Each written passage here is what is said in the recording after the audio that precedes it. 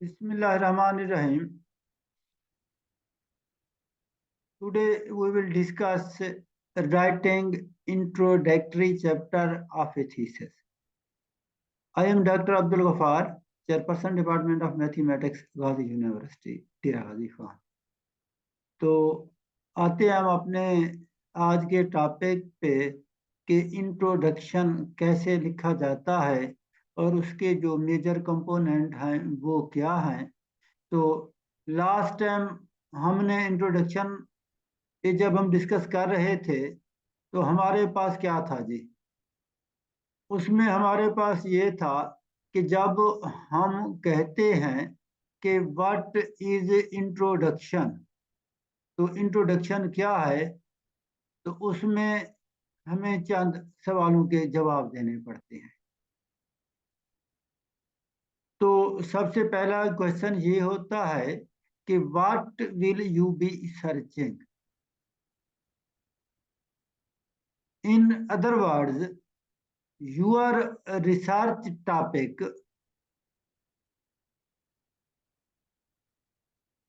what is your research topic या title या जो भी आप कहना चाहें उस पे हम उस डिस्कस कर सकते हैं। We need to answer four important questions in introduction chapter.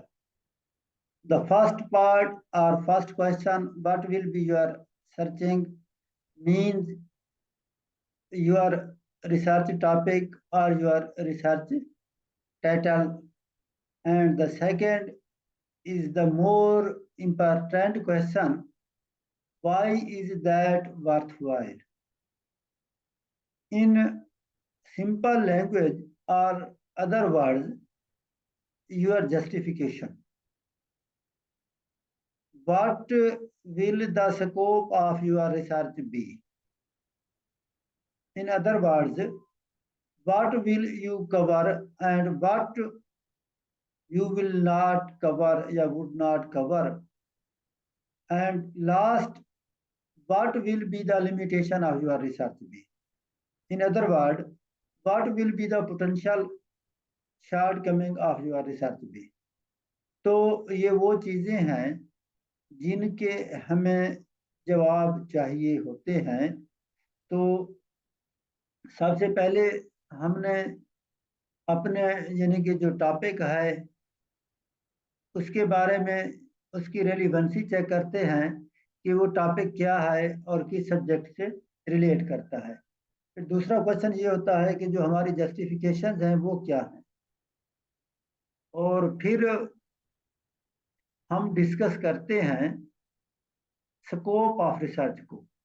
Scope of research को का मतलब ये है कि जो आपकी रिसर्च है वो किस एरिया को कवर कर सकती है और किस एरिया को कवर नहीं कर सकती। और जो आखिरी क्वेश्चन होता है वो हमारी लिमिटेशंस होती हैं। उसमें हम कह सकते हैं कि what will be the potential shortcoming of your research be. तो आपकी जो रिसर्च है उसकी जो शॉर्ट कमिंग्स हैं वो क्या हो सकती हैं। तो लास्ट सिनाप्सिस में भी हमने इन चीज़ों पे थोड़ा सा डिस्कस किया था। तो दोबारा अब हम आ गए हैं इंट्रोडक्शन वाले चैप्टर में। तो इंट्रोडक्टरी चैप्टर में ये चीज़ें बड़ी डिटेल के साथ हम डिस्कस करेंगे। जब हम इन चीज़ों की तरफ आते हैं तो अब पहला तो ये था कि हमारे पास जो चार अहम क्वेश्चंस थे वो हम डिस्कस करते हैं। और जो दूसरा पार्ट है, what is included in an introduction. Introduction के अंदर आप क्या ऐड कर सकते हैं। तो सबसे पहले जो हम बात डिस्कस करते हैं वो है ओपनिंग सेक्शन, यानी उसका जो एक पैराग्राफ होगा उसको हम क्या कहते हैं कि यानी ओपनिंग सेक्शन कहते हैं, where you will introduce reader to your research in high level terms. और फिर जब हम नेक्स्ट इसकी तरफ आते हैं तो उसमें हमारे पास क्या है जी, the background to the study, जो स्टडी हम कर रहे हैं उसका जो बैकग्राउंड है वो क्या है, where you will explain the construct of your project. और फिर हमारे पास क्या आता है, द रिसर्च प्रॉब्लम।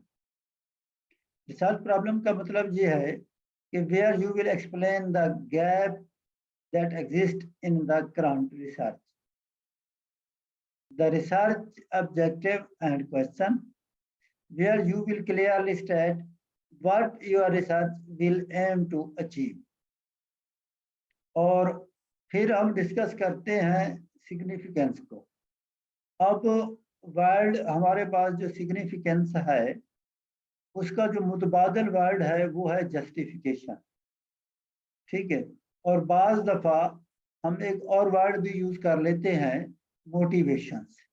यानी सिग्निफिकेंस क्या है, जस्टिफिकेशन क्या हो सकती है, और आपका जो ये काम है उसकी जो मोटिवेशंस हैं वो क्या हैं।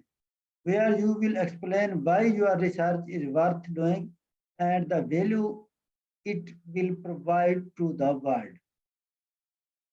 तो सिग्निफिकेंस जो है या जस्टिफिकेशन जो है वो आपने देनी होती है, और फिर आपने क्या डिस्कस करना होता है, जो आपकी जो रिसर्च है उसकी जो लिमिटेशंस हैं, ये उसकी लिमिटेशंस क्या हैं।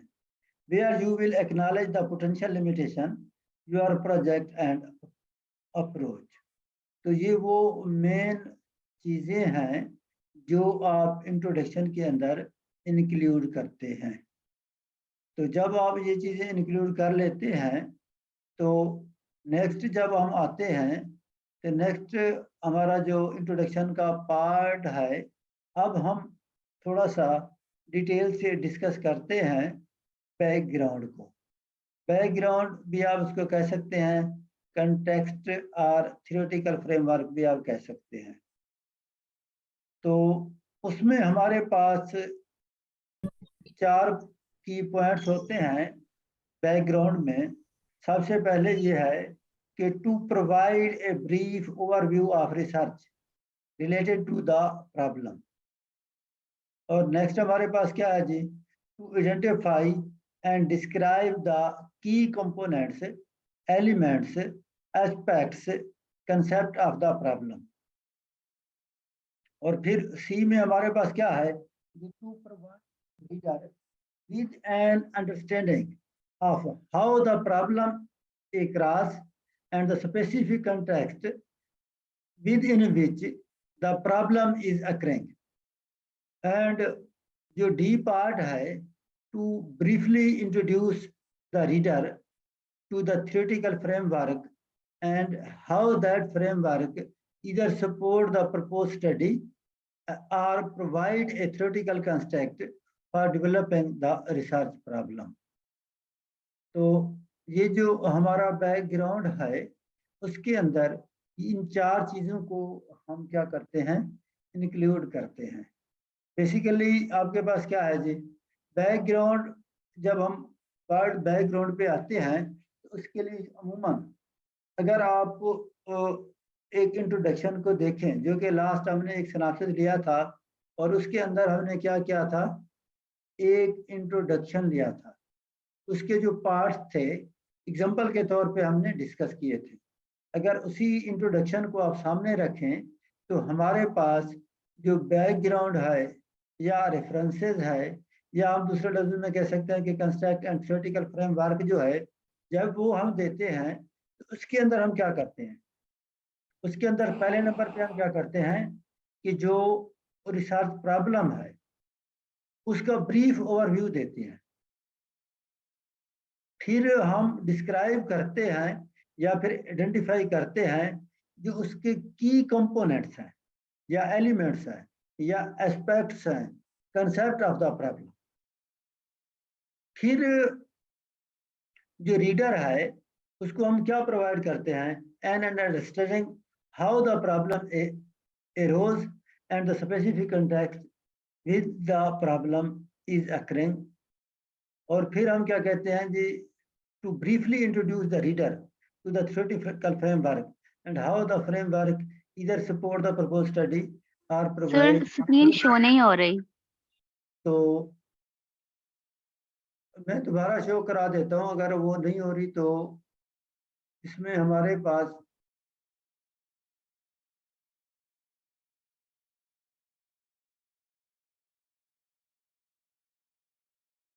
जी, जब हम डिस्कस करते हैं थ्योरेटिकल एंड कंप्यूटेशनल फ्रेमवर्क को, तो हमारे पास यानी कि थ्योरेटिकल और कंसेप्चुअल फ्रेमवर्क जो है उसमें हमारे पास क्या है जी, theoretical framework is based on theories और general representation of relationship between various things.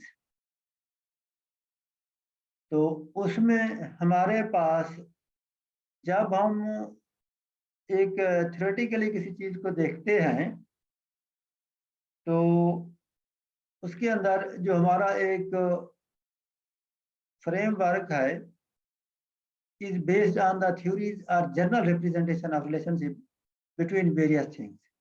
फिर हम कहते हैं कि conceptual framework is developed by the reader to solve a particular problem that he want to find solution. And then हम कहते हैं कि conceptual framework assist in finding a way to solve the problem, and theoretical framework helps in relating your identified or specific problem in journal. तो ये वो चीजें हैं जो हम डिस्कस करते हैं। फिर हम आते हैं इसकी तरफ, स्टेटमेंट ऑफ द प्रॉब्लम की तरफ। स्टेटमेंट ऑफ द प्रॉब्लम जो है, state the specific problem propose for research by presenting A clear declarative statement, identify the general population affected by the problem, and describe the magnitude and importance of the problem, and suggests how the study may contribute to solving the problem, identify the needed for the study and why it is concerned to the researcher. तो ये वो चीजें हैं जो statement of the problem में हम, यानी कि जब हम कोई भी प्रॉब्लम को डिस्कस करते हैं तो उसके लिए हम क्या करते हैं, डिफाइन करते हैं। लास्ट टाइम आपको याद होगा कि हमने एक प्रॉब्लम लिया था, उसका हमारे पास क्या था जी, अगर आपको टाइटल याद हो तो उसमें ये था कि generalisation of 8 point approximating subdivision scheme of varying arity. तो वो हमारे पास क्या था जी, एक टाइटल था जिसमें हम क्या कर रहे थे, चीजों को डिस्कस कर रहे थे।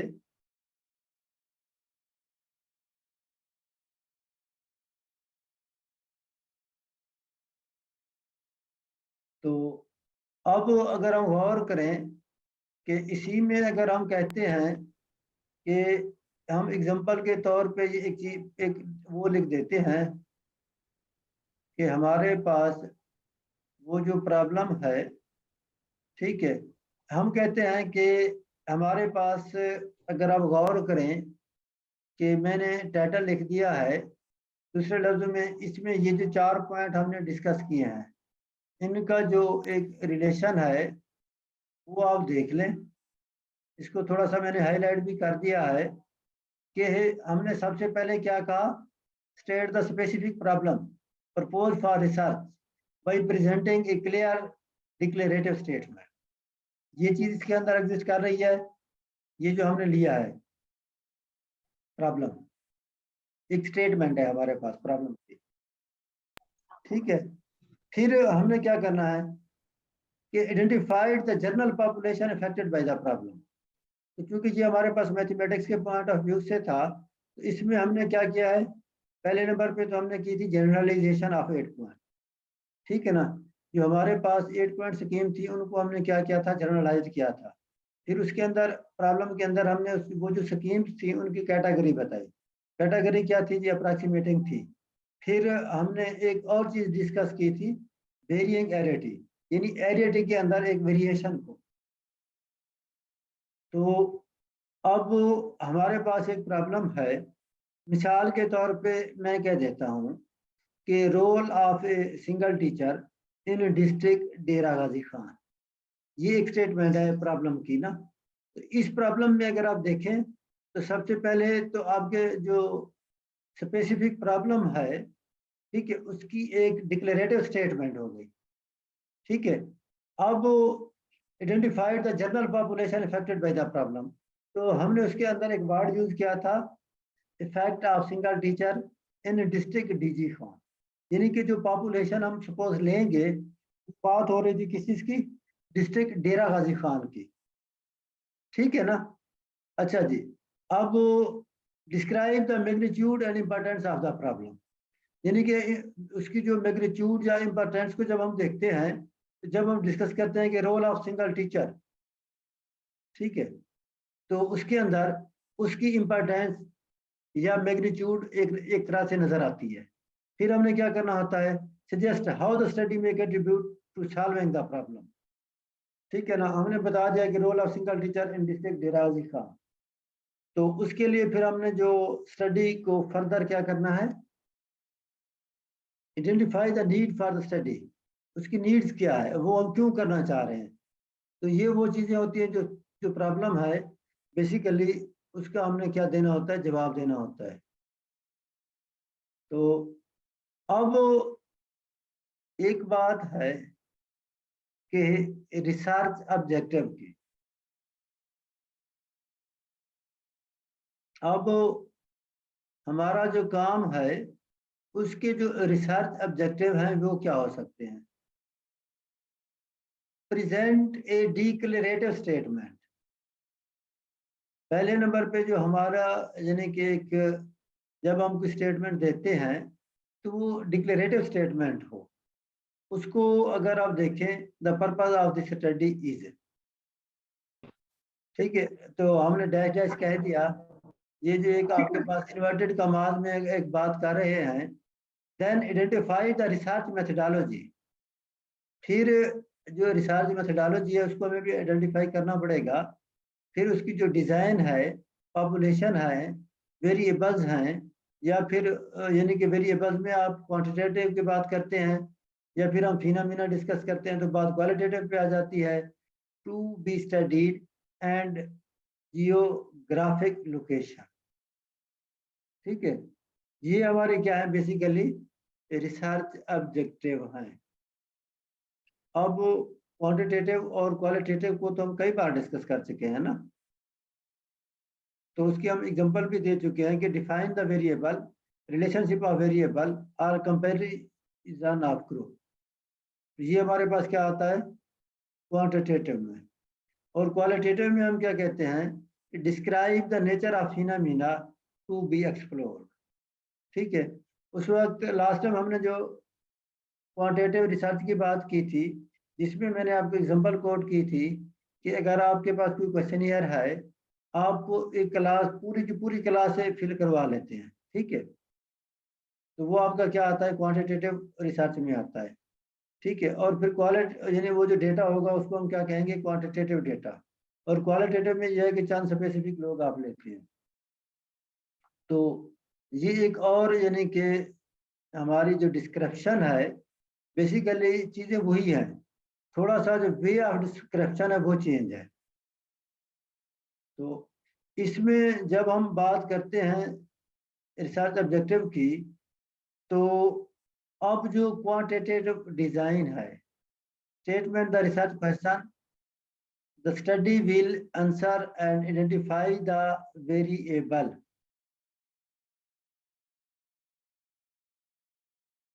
You may state the hypothesis.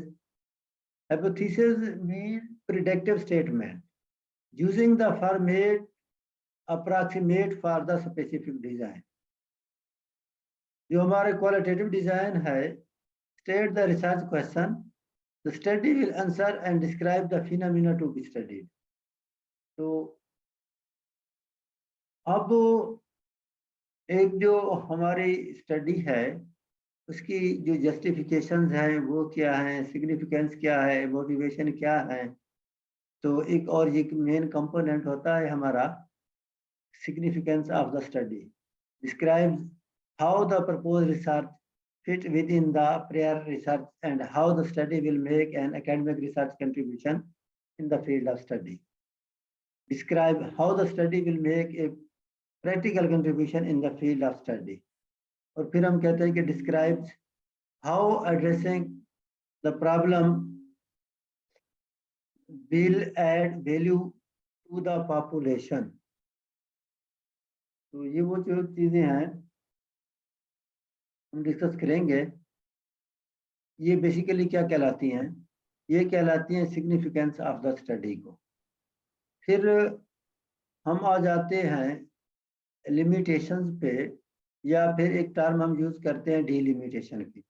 जब हम सिनॉप्सिस को डिस्कस कर रहे थे तो उसके अंदर लिमिटेशंस और जो डिलिमिटेशंस थी वो दोनों हम डिस्कस कर रहे थे। Limitations are influences that the researcher cannot control. Limitation का मतलब ये है कि ये वो इन्फ्लुएंसेस हैं जिनको रिसर्चर कंट्रोल नहीं कर सकता।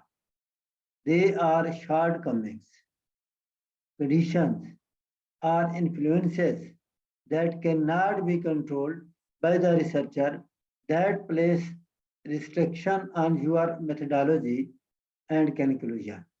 Any limitation that might be influences the result should be mentioned.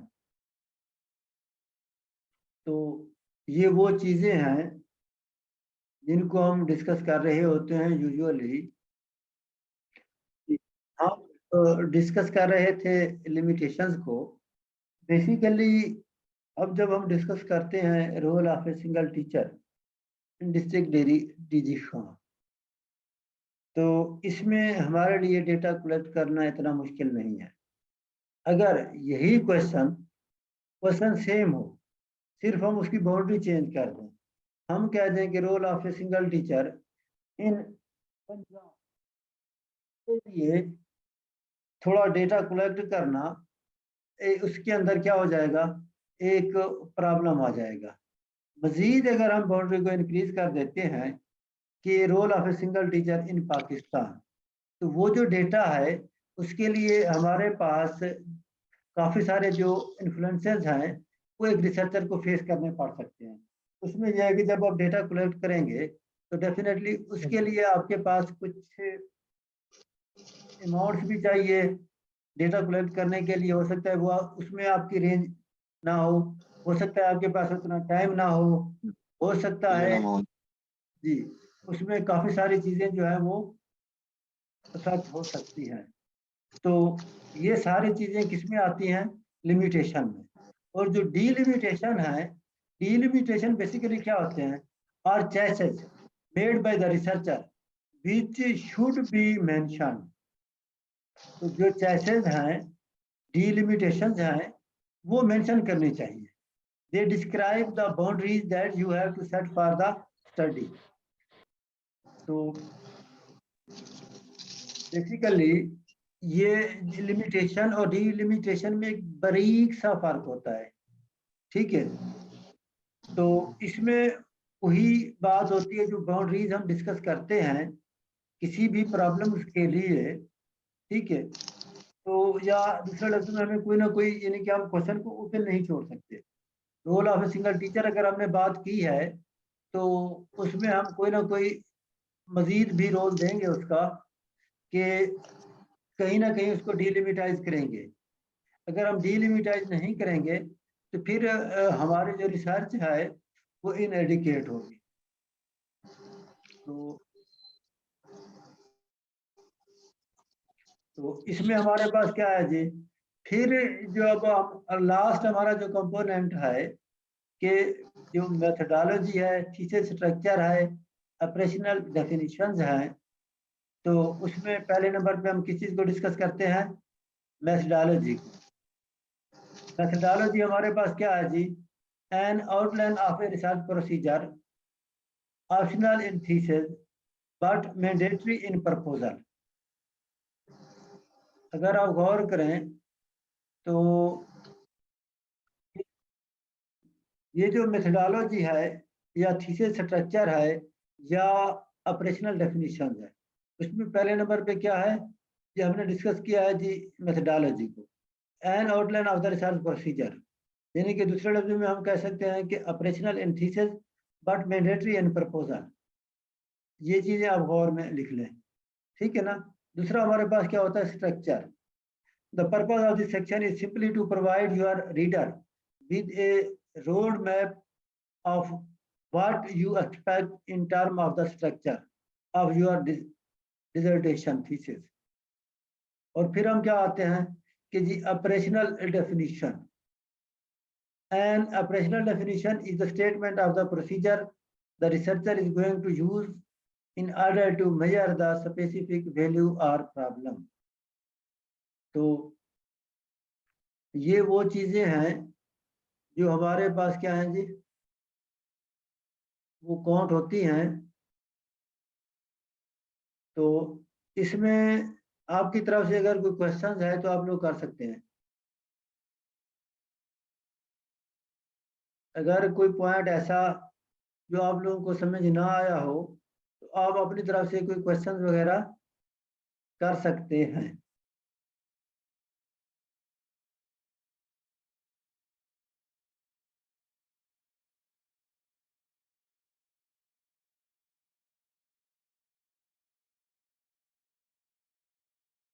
तो अब ये सारी चीजें आपने देखनी हैं और फिर आपने ये देखना है कि ये जो